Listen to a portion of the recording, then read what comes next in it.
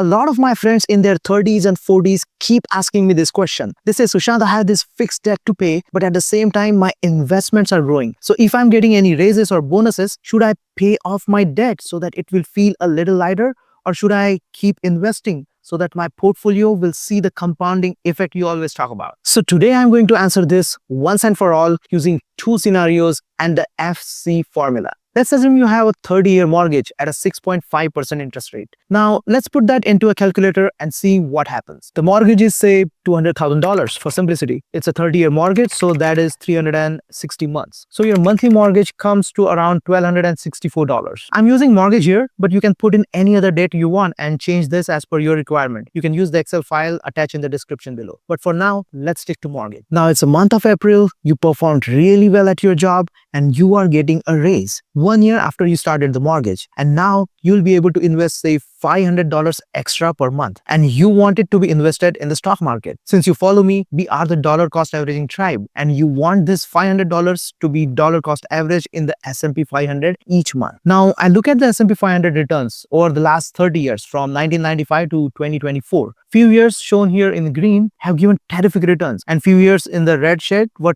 terrible for the market. So the total CAGR, if you see here on average for 30 years is going to be 10.7%. For simplicity, let's say it is 10%. Now, remember this, we are calculating this over decades and a lot can happen in decade. Number one, you could get a salary raise and promotion. Well, hopefully, if not, at least your boss will get one. And number two, as you climb up the career ladder, you start getting bonuses regularly. So let's assume every April you get that bump. And if you really want to be financially free, you increase your investment by, say, 10% each year. That means your $500 every month becomes your $550 from next year. So all you need to do is come here and put 10% in the step up and put 550 in the DC amount. And that will reflect your new reality. This way you can easily add up any step up you want. Now, if you start dollar cost averaging from the second year, say $500 a month, assuming a 10% return, at the end of 30 years, your investment would have grown to $939,000.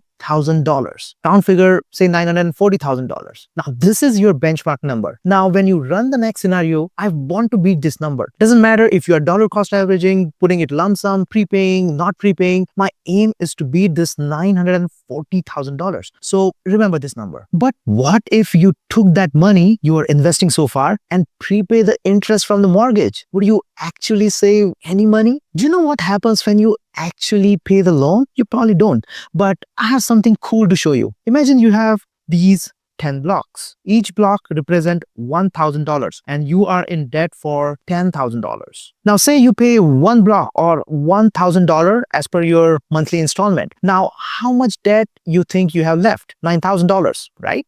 Completely wrong. It's almost still roughly close to $10,000. For any long-term loan you have, the interest is actually paid first. So let me show you how it looks in the real mortgage. $200,000 is the balance and your monthly payment is $1,264. You'll see out of $1,264 monthly payment, $1,083 is going towards the interest and only $181 is going towards this, the actual principal. As time goes by, this number keeps decreasing and the principal portion keeps increasing. And at roughly 22 years or 2/3 of the way of your journey, they almost become equal before you actually start paying your principal more than your interest. This means for the first 22 years, you're basically working for the lender or the bank because you are not paying the large amount of this yet. The interesting thing here is that when you prepay a loan, that amount is straight away is reduced from the principal. So now instead of investing that $500 in scenario 1 in the market, imagine if you took that $500 and prepaid every single month. How much money could you have saved in the interest over the next few years? We can see that if we did this, our interest reduces from $255,000, wait for it, to $120,000. So you're actually saved a pretty good amount over here and you would save $134,719. So now a lot of people will tell you that $134,000 is exactly how much you have saved. But think about it. If we are trying to figure out how much we saved, we should also deduct that $500 that we were spending so far every single month. So let's deduct that as well. And when you add all that up, it totals to $87,000. So the math is very simple. $134,000 minus $87,000, that's around $47,700. That's 48K over 30 years. You might be thinking, that's not a lot of savings for me. 48K is just fine. And I know what you're thinking right now. You're thinking, I think I have figured it all out. But you are actually wrong. You're thinking 48K is not a lot, so you should not prepay and you should just invest it because you have not beaten the $940,000 which we kind of earn with the dollar cost averaging. And this is where you are completely wrong. Let me explain why. One thing you haven't noticed is when you prepay your mortgage, you're actually, instead of 30 years, you have compressed that time frame of the mortgage payment to about 15 years. We will use that time and we will invest that in the market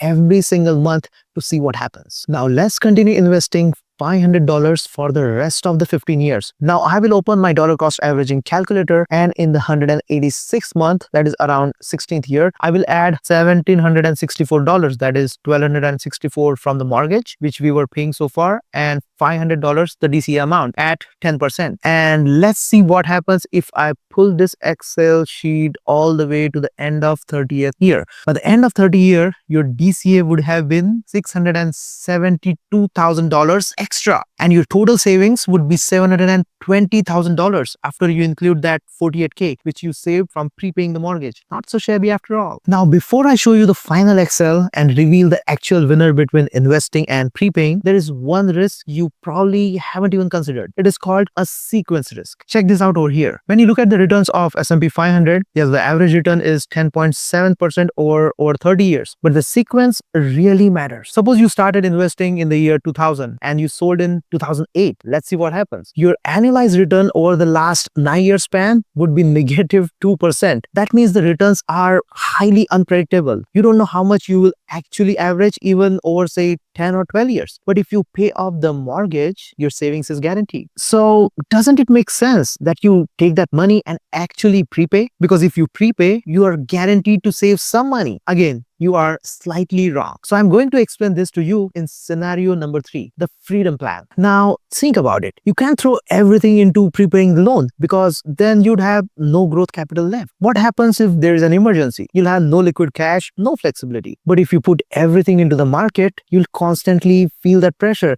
that lingering stress of having a mortgage hanging over your head. And in both cases, you will lose your peace of mind. That's why you need balance. And that balance comes from something I call the FC rule, the freedom of capital rule. You don't have to go all in on one side. You could do 60-40 split or maybe a 30-70 split. That part is completely up to you. The point is, try to do a bit of both. And this Excel sheet makes it super simple. Just enter the type of debts you have and the percentage you want to allocate. It will automatically tell you whether it makes more sense to invest more or prepay more. It is fully automated, so you really don't have to do much. And based on this more, you can decide how much you want to do. If you have a situation where your interest is more than 12%, you should actually focus on prepaying that debt first, because even the market will give you 10% return. So what's the point in investing when you have such large debt outstanding? You know, it's funny when you're looking at these Excel sheets, it feels like you have figured it all out. You drag a few cells down here and there and see a big number at the bottom and you think, yeah, I got everything. But honestly, personal finance and money in general has very little to do with Excel sheets and a lot to do with your behavior. You know, when you see someone driving a $100,000 car, your first thought is, wow, he's made it. But someone else might be looking at the same car and thinking, that's a $100,000 loan. And now he has to work just to keep the payments going. Same car, two completely different stories. One feel like success and the other feel like pressure, a lot of it. And that's the truth about money. It's not just about what you buy. It's about why you buy it. It's about the story you tell yourself about what freedom really means to you. So take a second, write it down in the comments or in your notebook. How do you define freedom? Your finance friend Sushant, signing off.